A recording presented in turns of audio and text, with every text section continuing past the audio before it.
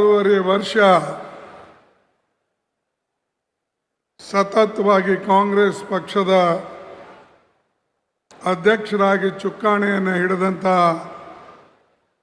ನಮ್ಮ ಶಿವಕುಮಾರ್ ಅವರು ಮುಖ್ಯಮಂತ್ರಿಗಳ ಆದಮೇಲೆ ಅದನ್ನು ಆ ಅಧಿಕಾರವನ್ನು ಅಧ್ಯಕ್ಷಗಿರಿ ಅಧಿಕಾರವನ್ನು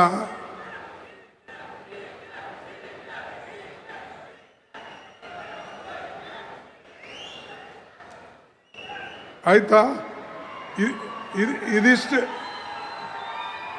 ಸುಮ್ಮನಾಗ್ರಿ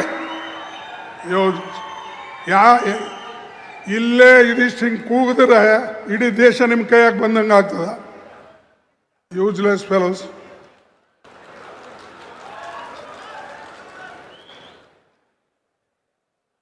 ಯಾವಾಗಲೂ ಇದು ಕಾಂಗ್ರೆಸ್ ಪಕ್ಷದ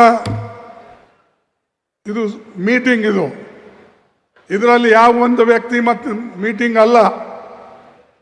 ಎಲ್ಲರೂ ಸೇರಿ ಪಕ್ಷಕ್ಕೆ ಒಂದುಗೂಡಿಸ್ತಕ್ಕಂಥ ಫಂಕ್ಷನ್ಸ್ ಇದು. ಯಾರೇ ಒಬ್ಬರು ಒಂದು ಹೇಳೋದು, ಇನ್ನೊಬ್ಬರು ಒಂದು ಕೂಗೋದು, ಬಾಕಿಯವ್ರು ಅದಕ್ಕೆ ಬಂದಾರ? ಕಸ ಗೂಡ್ಸಕ್ಕೆ ಬಂದಾರ?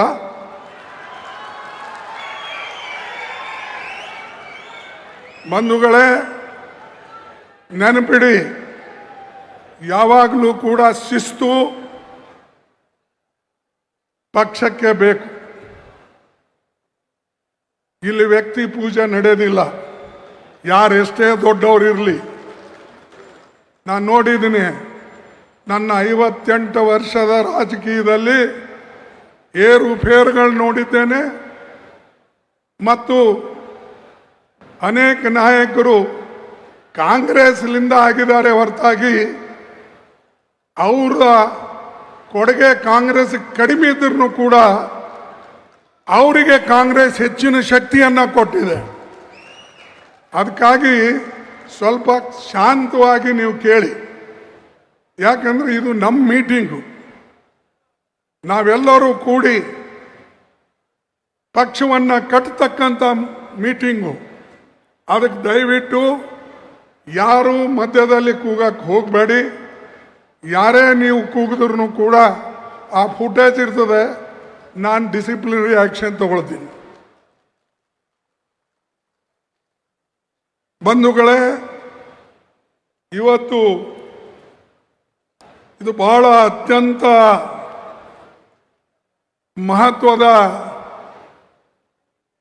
ಸಭೆ. ಇದಕ್ಕೆ ಶಿವಕುಮಾರ್ ಅವರು ಸಾಕಷ್ಟು ಸೇವೆಯನ್ನು ಸಲ್ಲಿಸಿ ಪಕ್ಷ ಕಟ್ಟಿ, ವಿಶೇಷವಾಗಿ ಬೀದರಿಂದ ಮೈಸೂರುವರೆಗೆ, ಬೆಳಗಾವಿಯಿಂದ ಕೋಲಾರವರೆಗೆ ಅಡ್ಡಾಡಿ ಎಲ್ಲರನ್ನ ಒಗ್ಗೂಡಿಸಿ ತೆಗೆದುಕೊಂಡು ಹೋಗಿ ಪಕ್ಷಕ್ಕೆ ಒಂದು ಶಕ್ತಿ ತುಂಬತಕ್ಕಂಥ ಕೆಲಸ ಅವರು ಮಾಡಿದ್ರು. ಅದೇ ರೀತಿಯಾಗಿ ಸರ್ಕಾರದಲ್ಲಿ ಸಿದ್ದರಾಮಯ್ಯನವರು ತನ್ನ ಎಲ್ಲ ಕಾರ್ಯಕ್ರಮಗಳು ಕಾಂಗ್ರೆಸ್ದವರು ನಾವೇನು ಹೇಳಿದ್ದೇವೆ, ಏನು ಗ್ಯಾರಂಟಿ ಕೊಟ್ಟಿದ್ದೇವೆ, ಆ ಗ್ಯಾರಂಟಿಗಳು ಸಮರ್ಪಕವಾಗಿ ಇಬ್ಬರೂ ಸೇರಿ ನೆರವೇರಿಸಿದ್ದಕ್ಕಾಗಿ ನಮ್ಮ ಸರ್ಕಾರ ಅಧಿಕಾರಕ್ಕೆ ಪುನಃ ಬಂತು. ಮುಂದೂ ಕೂಡ ಇದೇ ರೀತಿಯಾಗಿ ನಾವು ಮಾಡಿದ್ರೆ ಪುನಃ ನಮ್ಮ ಸರ್ಕಾರ ಬರ್ತದೆ ಅನ್ನತಕ್ಕಂಥ ಮಾತನ್ನು ನಾನು ನಿಮ್ಗೆ ಹೇಳಕ್ಕೆ ಇಚ್ಛೆ ಪಡ್ತಿದ್ದೇನೆ. ಎರಡನೇದಾಗಿ, ಇವತ್ತು ನಮ್ಮ ಮುಂದೆ ಅನೇಕ ದೊಡ್ಡ ದೊಡ್ಡ ಪ್ರಶ್ನೆಗಳಿವೆ. ವಿಶೇಷವಾಗಿ ಇವತ್ತು ಬೆಲೆ ಏರಿಕೆ, ಇನ್ಫ್ಲೇಷನ್ ಇಡೀ ದೇಶದಲ್ಲಿ ಬೆಲೆ ಏರ್ತಾನೆ ಇವೆ. ಪ್ರತಿಯೊಂದು ಅವಶ್ಯ ವಸ್ತುಗಳ ಬೆಲೆಗಳು, ಮಕ್ಕಳಿಗೆ ಬೇಕಾದ ಪಠ್ಯ ಪುಸ್ತಕಗಳು, ಗ್ಯಾಸು, ಡೀಸೆಲು, ಪೆಟ್ರೋಲು ಎಲ್ಲದರ ಬೆಲೆ ಇವತ್ತು ಮೋದಿ ಸರ್ಕಾರ ಏರಿಸ್ತಾನೆ ಇದೆ. ನಾವು ಈ ಬೆಲೆ ಏರಿಕೆ ವಿರುದ್ಧ ಹೋರಾಟವನ್ನ ಮಾಡ್ತಕ್ಕಂಥದ್ದು ಹೊಣೆ ನಮ್ಮ DK ಹರಿಪ್ರಸಾದ್ ಅವ್ರ ಮೇಲೆ ಇವತ್ತು ಇದೆ. ಅವ್ರ ಈ ಪಕ್ಷಕ್ಕೆ ಎಲ್ಲರನ್ನ ತೆಗೆದುಕೊಂಡು ಹೋಗಿ BK ಹರಿಪ್ರಸಾದ್ ಅವರು ಹೊಸಬರೇನಲ್ಲ,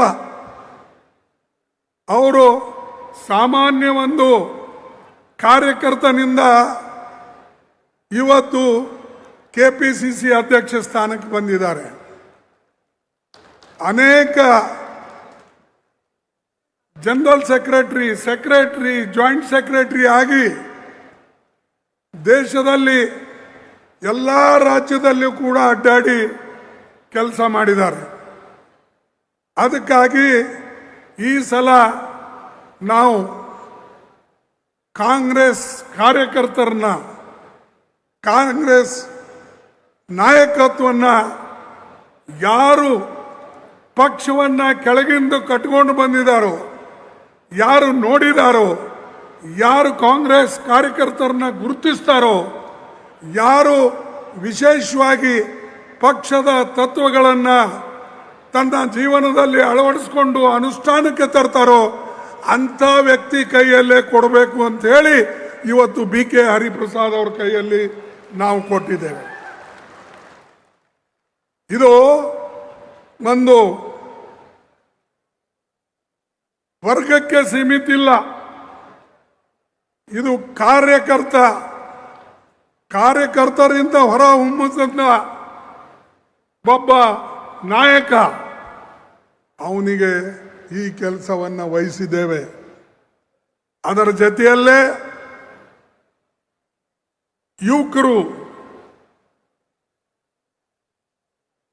ಮುಖ್ಯಮಂತ್ರಿಗಳಿದ್ದಾರೆ. ಯುವಕರೇನಿಲ್ಲ, ಈಗ ಅವ ಮುತ್ತೆ ಆಗ್ಬಿಟ್ಟಾನ, ಯಾಕಂದ್ರೆ ಅವನಿಗೂ ಮೊಮ್ಮಗಳ, ಅದಕ್ಕೆ ನಾವು ಯುವಕರಂತ ಹೇಳಂಗಿಲ್ಲ.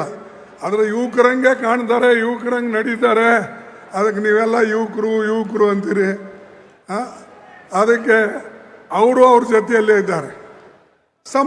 ಹೆಚ್ಚು ಕಡಿಮೆ ಸಮವಯಸ್ಸಿದವರೇ ಇಬ್ಬರು ಇದನ್ನ ಇದ್ದಾರೆ. ಅವ್ರಿಗೆ ಮಾರ್ಗದರ್ಶನ ಕೊಡೋಕ್ಕೆ ಈ ವೇದಿಕೆ ಮೇಲೆ ಕುಳಿತಂಥ ಎಲ್ಲ ನಾಯಕರಿದ್ದಾರೆ, ಹಿರಿಯ ನಾಯಕರು. ಸುರ್ಜೇವಾಲಾ ಅವರು ಇದ್ದಾರೆ. ಅದಕ್ಕೆ ನಾವು ಇಂಥ ವ್ಯಕ್ತಿಗಳ ಕೈಯಲ್ಲಿ ಇವತ್ತು ಕೊಟ್ಟಿದ್ದೇವೆ. ಬಹುಶಃ ನಮ್ಮ ಪುನಃ ಸರ್ಕಾರ ತರ್ತಕ್ಕಂಥ ಇದರಲ್ಲಿ ಹಾಗೂ ಅಖಿಲ ಭಾರತೀಯ ಕಾಂಗ್ರೆಸ್ ಕಮಿಟಿ ಒಂದೇ ಅಲ್ಲ, ನಾಳೆ ಬರ್ತಕ್ಕಂಥ ಪಾರ್ಲಿಮೆಂಟ್ ಚುನಾವಣೆಗೂ ಕೂಡ ನಮಗೆ ಶಕ್ತಿ ಕೊಡ್ತಾರೆ ಅಂತಕ್ಕಂಥದ್ದು ನಾನು ನಂಬಿದ್ದೇನೆ. ಯಾಕಂದರೆ ಡೆಲ್ಲಿಯಲ್ಲಿ ನಾವು ಬರದೇ ಹೋದರೆ ಈ RSS BJP ಮೋದಿ ಇವರು ದೇಶವನ್ನು ಹಾಳು ಮಾಡೋಕ್ಕೆ ಏನು ಪ್ರಯತ್ನ ಮಾಡ್ತಾ ಇದ್ದಾರೆ, ಇವರು ಹೋಗೋದಿಲ್ಲ. ಇವ್ರಿಗೆ ನೀವು ಮನೆಗೆ ಕಳಿಸ್ಬೇಕಾದ್ರೆ ನೀವು ಮನಸ್ಸು ಮಾಡಬೇಕು. ನಮ್ಮ ಕಾರ್ಯಕರ್ತರು, ಮುಖಂಡರು, ನಾಯಕರು ಇದು ಎಲ್ಲರೂ ಕೂಡ, ಯಾಕಂದ್ರೆ ಇದರ ಪರಿಣಾಮ ಹೆಣ್ಮಕ್ಕಳ ಮೇಲೆ ಬೀಳ್ತಾ ಇದೆ, ಯುವಕರ ಮೇಲೆ ಬೀಳ್ತಾ ಇದೆ. ಅದಕ್ಕಾಗಿ ಹೇಳಿದ ಇನ್ಫ್ಲೇಷನ್ ಇದು ಮೋದಿ ಅವ್ರ ಕೊಡುಗೆ. ಅನ್ಎಂಪ್ಲಾಯ್ಮೆಂಟ್ ಇದು ಮೋದಿ ಅವ್ರ ಕೊಡುಗೆ. ಮೊದಲ ಅಧಿಕಾರಕ್ಕೆ ಬರುವಾಗ ಹೇಳ್ದ, ಬಂದ ಮೇಲೆ 2 ಕೋಟಿ ನೌಕರಿ ನಾನು ಪ್ರತಿ ವರ್ಷ ಕೊಡ್ತೀನಿ ಅಂದ್ರ, ಕೊಟ್ರ 2 ಕೋಟಿ? ಯಾಕೆ ಇವತ್ತು BJP ಯುವಕರು ಅಥವಾ AVP ಅವ್ರು ಯಾಕೆ ಕೇಳೋದಿಲ್ಲ? ನಮ್ಮ ಸರ್ಕಾರದಲ್ಲಿದ್ದಾಗ ಏನಾರ ಒಂದು ಸಣ್ಣ ಗ್ಯಾಸ್ ಪ್ರೈಸ್ ಏರಿದ್ರೆ ಅಥವಾ ನಮ್ಮ ಕಮರ್ಷಿಯಲ್ ಗ್ಯಾಸಿನ ಪ್ರೈಸ್ ಏರಿದ್ರೆ ಅಥವಾ ಎಸೆನ್ಷಿಯಲ್ ಕಮ್ಯಾಡಿಟೀಸ್ ಪ್ರೈಸ್ ಏರಿದ್ರೆ ಬೀದಿಗೆ ಬರ್ತಿದ್ರು ಝಂಡ ಹಿಡ್ಕೊಂಡು. ಈಗ ಎಲ್ಲಿ ಹೋಗಿವೆ ಅವ್ರ ಝಂಡಾಗಳು? ಎಲ್ಲಿದ್ದಾರೆ ಬಿಜೆಪಿದವರು? ಯಾಕೆ ಹೋರಾಟ ಮಾಡ್ತಾ ಇಲ್ಲ? ಯಾಕಂದ್ರೆ ಅವರು ಬಡವರ ಮೇಲೆ ದಬ್ಬಾಳಿಕೆ ಮಾಡಬೇಕು ಅನ್ನತಕ್ಕಂಥದ್ದೇ ಅವ್ರ ಇಚ್ಛೆ. ಅದು ಅಲ್ಲದೆ ಸಾವಿರಾರು ವರ್ಷದಿಂದ ಏನು ಅವರು ಆಳ್ಕೊಂಡು ಬಂದಿದ್ದಾರೆ. ಕೆಲವು ಜನರ ಕೈಯಲ್ಲೇ ಏನು ಅಧಿಕಾರ ಇತ್ತು, ಆ ಅಧಿಕಾರವನ್ನ ಮೋದಿಯವರು ಅದೇ ರೀತಿಯಾಗಿ ಮುಂದುವರಿಸಬೇಕು ಅಂತ ಹೇಳಿ ಅವರ ಪ್ರಯತ್ನ ಇದೆ. ಅದಕ್ಕೆ RSS ಅವರಿಗೆ ಅಷ್ಟು ಸಪೋರ್ಟ್ ಮಾಡೋದು, ಅದಕ್ಕೆ ಅವರಿಗೆ ABVP ಸಪೋರ್ಟ್ ಮಾಡೋದು. ಇವರು ಇಂಥ ಒಂದು ಇವತ್ತು ಸುಳ್ಳುಗಾರರು ಮತ್ತು ಇವರು ವಿಶೇಷವಾಗಿ ಹಣದುಬ್ಬರದಲ್ಲಿ ವಿಫಲರಾಗಿದ್ದಾರೆ. ಆಮೇಲೆ ರಾಜಕೀಯ ಉದ್ಯೋಗಗಳ ನಮ್ಮ ನೀವೇ ಹೇಳಿ, ನೆಹರೂಜಿ ಅವ್ರ ಕಾಲದಲ್ಲಿ ದೊಡ್ಡ ದೊಡ್ಡ ಕಾರ್ಖಾನೆಗಳು ಕಟ್ಟಿ ಲಕ್ಷಾಂತರ ಜನರಿಗೆ ನೌಕರಿ ಕೊಟ್ಟರು, ಎಂಪ್ಲಾಯ್ಮೆಂಟ್ ಕೊಟ್ಟರು. ನಮ್ಮ ಬೆಂಗಳೂರದಲ್ಲೇ ನೋಡಿ, ಮೊದಲ HAL ಇತ್ತು, HMT ಈಗೂ ಇದೆ, BEL, PHEL ಇಂಥವೆಲ್ಲ ಇತ್ತು. ಲಕ್ಷಾಂತರ ಜನ ನೌಕರಿ ಮಾಡ್ತಾ ಇದ್ದಾರೆ. ಅದು ನೆಹರೂಜಿ ಅವ್ರ ಕಡೆಯಿಂದ. ಮೋದಿ ಅವರು ಏನಾದರೂ ಇಂಥ ಕೊಡುಗೆ ಕರ್ನಾಟಕ ಕೊಟ್ಟಿದಾರ ಅಂತ ಹೇಳಿ ಕೇಳಿ ಅವರಿಗೆ. ಏನು ಕೊಟ್ಟಿದ್ದಾರೆ ಮೋದಿ ಅವರು ಕರ್ನಾಟಕಕ್ಕೆ? ಮೋದಿ ಕೊಟ್ಟಿದ್ದು ಅನ್ಎಂಪ್ಲಾಯ್ಮೆಂಟ್, ಮೋದಿ ಕೊಟ್ಟಿದ್ದು ಇನ್ಫ್ಲೇಷನ್, ಮೋದಿ ಕೊಟ್ಟಿದ್ದು ಸುಳ್ಳು ಹೇಳ್ತಕ್ಕಂಥ ಭರವಸೆಗಳು. ಅದಕ್ಕೆ ಈ ಸರ್ಕಾರ, ಮೋದಿ ಸರ್ಕಾರ ಒಂದಿಲ್ಲ ಒಂದು ಸಮಯದಲ್ಲಿ ಬೀಳ್ತದೆ. ಇದು ನೀವು ಕಾದು ನೋಡಿ.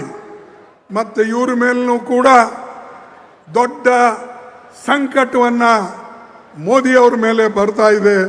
ಅದನ್ನು ನೀವು ಕಾದು ನೋಡಿ. ಯಾಕಂದ್ರೆ ಅವ್ರು ಯಾವ ಕೆಲಸನೂ ಕೂಡ ಸರಿಯಾದಂಥ ರೀತಿಯಲ್ಲಿ ಮಾಡಿಲ್ಲ. ಮತ್ತು ಈ ಕಾರ್ಮಿಕರಿಗೆ ಸಹಾಯ ಮಾಡಲಿಲ್ಲ. ಹೆಣ್ಣು ಮಕ್ಕಳಿಗೆ ಹೇಳಿದ್ರು ನಾವು ಸಾಕಷ್ಟು ಸಹಾಯ ಮಾಡ್ತೀನಿ, ವಿದ್ಯಾರ್ಥಿಗಳಿಗೆ ಹೇಳಿದರು ಸಹಾಯ ಮಾಡ್ತೀನಿ. ಇವತ್ತು ಶಿಕ್ಷಣದಲ್ಲಿ ಇಂಥ ತಪ್ಪುಗಳನ್ನು ಅವರು ಮಾಡಿದ್ದಾರೆ. ನಮ್ಮ ಮಕ್ಕಳಿಗೆ ದಿಕ್ಕು ತಪ್ಪತಂಕ ರೀತಿಯಲ್ಲಿ ಸಿಲೆಬಸ್ ಮಾಡ್ತಾ ಇದ್ದಾರೆ. RSS ಹುಡುಗರನ್ನ ತುಂಬುತ್ತಾ ಇದ್ದಾರೆ. ಶಿಕ್ಷಕರು RSS ಬ್ಯಾಕ್ಗ್ರೌಂಡ್ ಇದ್ದವ್ರಿಗೆ ಕೊಡ್ತಾ ಇದ್ದಾರೆ. ವೈಸ್ ಚಾನ್ಸಲರು RSS ಬ್ಯಾಕ್ಗ್ರೌಂಡ್ ಇದ್ದವ್ರಿಗೆ ಕೊಡ್ತಾ ಇದ್ದಾರೆ. ಇಂಥ ಕೆಲಸ ಯಾಕೆ ಮಾಡ್ತಾ ಇದ್ದಾರೆ ಅಂದರೆ ಅದು ಹಿಡಿತ, ರಾಜಕೀಯ ಹಿಡಿತವನ್ನ ಅವರ ಕೈಯಲ್ಲಿ ಇರಬೇಕು ಅನ್ನತಕ್ಕಂಥ ದೃಷ್ಟಿಯಿಂದ ಅವರು ಈ ಕೆಲಸವನ್ನು ಮಾಡ್ತಾ ಇದ್ದಾರೆ. ಮೋದಿ ಅವರು ದೇಶ ಹಾಳು ಮಾಡಿಬಿಡ್ತಾ ಇದ್ದಾರೆ. ಆ ಟ್ರಂಪ್ ಇಡೀ ಪ್ರಪಂಚ ಹಾಳು ಮಾಡಿಬಿಡ್ತಾ ಇದ್ದಾನೆ. ಇವನ್ ದೇಶ ಹಾಳು ಮಾಡಿದ್ರೆ ಅವ ಪ್ರಪಂಚ. ಮತ್ತೆ ಅವರಿಬ್ಬರು ಸೇರಿ ಮೈ ಗುಡ್ ಫ್ರೆಂಡ್ ಅಂತ ಹೇಳ್ತಾರೆ. ಅರೆ ಇಬ್ರು good friend, you are bringing a bad name to country and our people are dying because of both of you. Trump ಇದು ಮಾಡದೆ ಹೋಗಿದ್ರೆ ಎಣ್ಣೆ ಬೆಲೆ ಇಷ್ಟು ಏರ್ತಿರ್ಲಿಲ್ಲ, ಡೀಸೆಲ್ ಪೆಟ್ರೋಲ್ ಬೆಲೆ ಏರ್ತಿರ್ಲಿಲ್ಲ.